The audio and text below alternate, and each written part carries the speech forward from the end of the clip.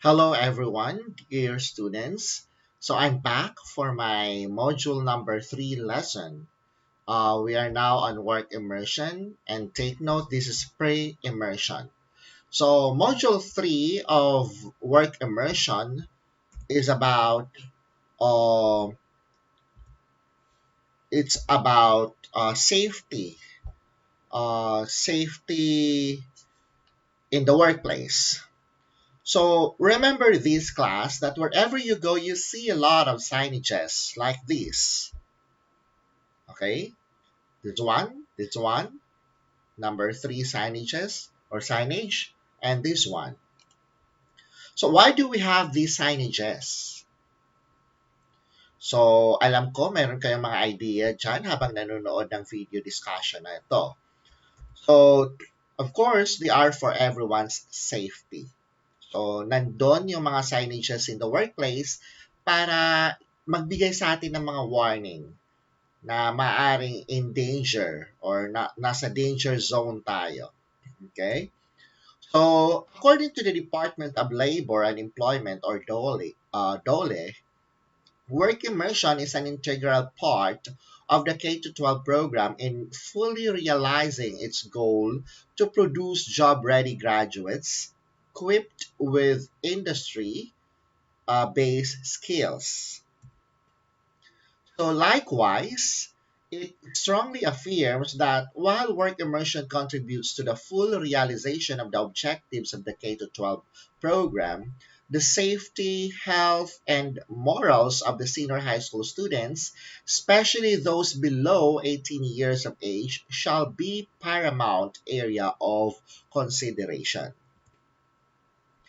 Hence, being a work immersion student who will also become employees or even an employer or an entrepreneur soon, you must learn this lesson, the safety in the workplace.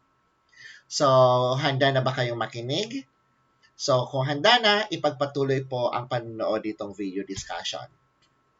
So, to learn about this, let us be familiarized with the occupational safety and health standards.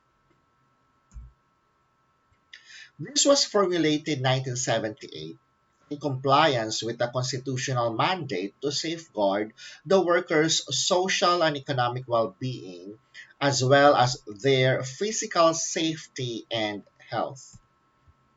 So the Department of Labor and Employment under the Article 162 of the Labor Code of the Philippines, the OSHS was promulgated for the guidance and compliance of all concerned. This body of rules and regulations is referred to as the standards. So OSHS aims to protect every working man and woman against the dangers of injury, sickness, or death through safe and healthful working conditions, thereby assuring the conservation of valuable manpower resources and the prevention of loss or damage to lives and properties, consistent with national development goals and with the state's commitment for the total development of every worker as a complete human being. So, the followings are the definitions of terms. When we say employer, this includes any person acting directly or indirectly in the interest of an employer in relation to an employee and shall include government owned or controlled corporations and institutions, as well as non-profit private institutions or organization. So any person na nag-act as like boss. Another one is the employee. When we say employee, these are any persons hired, permitted, or suffered to work by an employer. So kung ikaw, nagtatrabaho ka sa isang company, you are an employee. Okay? So another one is safe or safety. It refers to the physical or environmental condition of work or employment which substantially comply with the provisions of these standards. Okay, so any physical environment conditions. Another one, health. It connotes a sound state of the body or mind of the worker, which enables him to perform his job normally in a state of well-being. Of course, if something is wrong in your body, you feel something that's not comfortable, then you are talking about health. You are talking about your capacity to work. If you're not healthy, you cannot work well. Okay. Another one is work injury. It means any injury or occupational illness suffered by a person which arises out of or in course of his employment. Another one, work accident. It means an unplanned or unexpected occurrence that may or may not result in personal injury, property damage, work stoppage, or interference, or any combination thereof which arises out of and in the course of employment. So, unplanned and unexpected event or happening in you na nangyari in the workplace. Okay, another one is workplace. It means the office, the premises or work site where the workers are habitually employed and shall include the office or place where the workers who have no fixed or definite work site regularly report for assignment in the course of their employment. So, again, workplace is like the office where you are working. So, what are the duties of employers, the workers, and other persons? Take note, each employer covered by the provision of these standards shall furnish his workers a place of employment free from hazardous conditions that are causing or likely to cause death, illness, or physical harm to his workers. B. Complete job safety instructions to all his workers, especially to those entering the job for the first time, including those relating to the familiarization with their work environment, hazards to which the workers are exposed to, and steps taken in case of emergency. Use any approved devices and equipment in his workplace. Kaya dito sa Metro Manila, dahil sa protocol talaga ng mga offices or even schools to at least have equipments just in case mayroong mga lindol na darating sa Pilipinas. So, dapat marami mga equipments para sa kaligtasan kapag mayroong dumating na mga nasakuna like lindol. Okay? So, each worker shall cooperate with the employer in carrying out the provisions of this standard. So of course, kahit empleyado ka lang sa trabaho na yon, you have to cooperate kung ano man ang goals o layunin ng company. Another one, report to his supervisor any work hazards that may be discovered in his workplace. Kapag mayroon kayong na-discovery na something is wrong within the workplace, you have to report it to your supervisor. Make proper use of all safeguards and safety devices furnished in accordance with the provisions of these standards for his protection and that of others, and shall follow all instructions given by the employer in compliance with the provisions of these standards. And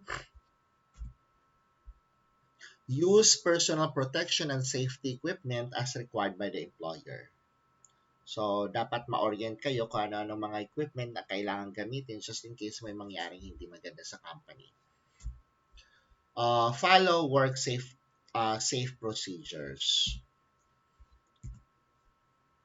So, three, it shall be the duty of any person, including any builder or contractor or enforcement agent, who visits, builds, renovates, or installs devices or conducts business in any establishments or workplace to comply with the provisions of the standards and all regulations of the employer issued thereunder, as well as with other subsequent issuance of the secretary. What is hazards? When we say hazards, it is anything with potential to cause injury, illness, or damage. Kung something is wrong within the company at wala pa namang nangyayaring masama, that's hazards na.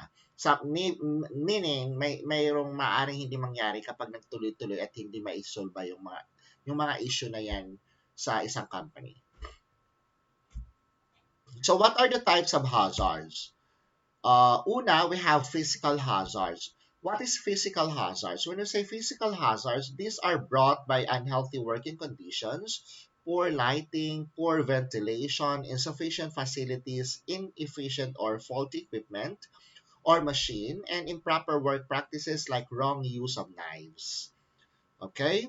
So, kailangan ng isang workplace, I remember one time, chine-check yan ng fire, kung mayroong proper fire exit ang mga offices. Kasi kung wala, that can be a cause of physical hazards kapag mayroong hindi mangyari sa company, sa office. Another one is biological hazards. When I say biological hazards, these are brought about by workers infected with diseases or illnesses, unhygienic personal practices that can transmit bacteria, parasites, fungi to other workers, and food and equipment being handled. Hence, it is advised that COVID-19 probable cases should be isolated right away. Lalong-lalo na sa panahon ngayong pandemic at saka na yung mga na yung talagang grabe ang COVID noong time na yon. Okay?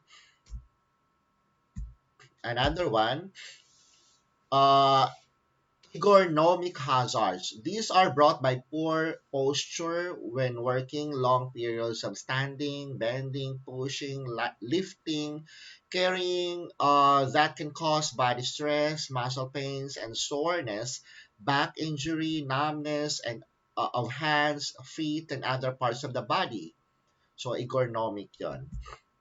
Another one, we have psychological hazards.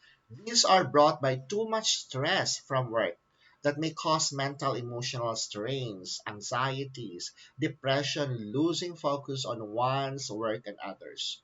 So ayan, yung mga boss natin na minsan nagiging sanhi ng stress sa mga empleyado. So sana kung kayo ay nanonood itong video, mamulat kayo sa katotohanan na maaring may mangyaring maganda, di maganda sa inyong empleyado kapag too much ang stress na binibigay natin sa kanila. No joke lang. Another one, when potential hazard is discovered, what does an employee need to do? Anong dapat gawin ng empleyado kapag mayroon kayong makita na maaaring maging hazards? Be sure that every individual in the workplace is aware of the problem. Oo, dapat alam ng lahat na mayroong hazards dyan. Another one, inform or notify your supervisor. Unless you are the supervisor, then get going on that safety committee plan. So, i-report sa committee plan ng safety. Another one, make a follow-up. Informing about the hazard is not an assurance that problem is resolved unless you make follow-ups. Another one, record or file. Record or file any reports or documents about the problem. I-report agad lahat yan. Pwede kang masisi dyan kapag hindi mo yan i-report. Nakita mo na palang hazards yan pero hindi mo i-report sa kinauukulan. Another one, okay, for follow up the Japanese philosophy of good housekeeping. So, ayan. So, Ito yung mga terms. I do not know how to pronounce these terms, but there's English term, tidiness, orderliness, cleanliness, standardization, discipline. In the Japanese context, when I say tidiness, you have to throw away all rubbish and unrelated materials in the workplace. For orderliness, set everything in proper place, quick retrieval and storage. You know, cleanliness, you have to clean the workplace. Everyone should be should be a janitor. For standardization, standardize the way of maintaining cleanliness. For discipline, practice the 5S daily. Make it a way of life. Also means commitment. So before we end this video discussion, allow me to introduce to you the activity. So for activity number one, you are going to spot the hazard. So there's direction there. Below are pictures of the workplace. Encircle the hazard and complete the table below. So if you cannot encircle it because we are on the video discussion, just tell us what's the hazard in the picture. Then spot, you're going to enumerate the list of hazard. There's 1 to 5 there. Assessment, ano ang pwedeng mangyari. You're going to describe the risk kapag nag-continue or nagtuloy-tuloy yung hazard na yon. Then, para masolusyonan yung hazard na yon, what are your suggestions to control the hazard or the risk? So, that's column number 3. So, another one, that's letter A, home dangers. Mayroon naman tayong letter B, the warehouse dangers. So, same thing. You're going to spot the hazards and enumerate it there in the first column. On the second column, describe na maaaring mangyari kung magtuloy-tuloy yung hazard. Like for example, number 1, anong pwedeng mangyari kapag magtuloy-tuloy yung hazard na yan. And same thing with the third column, uh, ano ang may sasuggest mo doon sa hazard na yon. Okay? So, and letter C, nandito naman yung office danger. So, same instruction, going to enumerate the hazards in the picture. Then, what could be your assessment and what could be your suggestions on the third column. Okay? So, once again, that would be all. So, if I am encouraging everyone, especially those who are watching on my video discussion, to participate the activity. You can actually put down your answers on the comment section below of this video. And once again, this is module number 3. Kung napanood mo ang aking module 1 and 2 and now we are on number 3, thank you so much sa patuloy mong pagtangkilik sa aking mga video discussions. And if you are new to my video channel, please do not forget to hit the notification bell para mas updated pa rin kayo sa mga susunod kong video discussions. Okay? Once again, this is Teacher Bam and I'll see you next week para sa pang-apat na module dito sa work immersion. Bye everyone! Please do not forget to hit the notification bell and to subscribe my channel. Bye!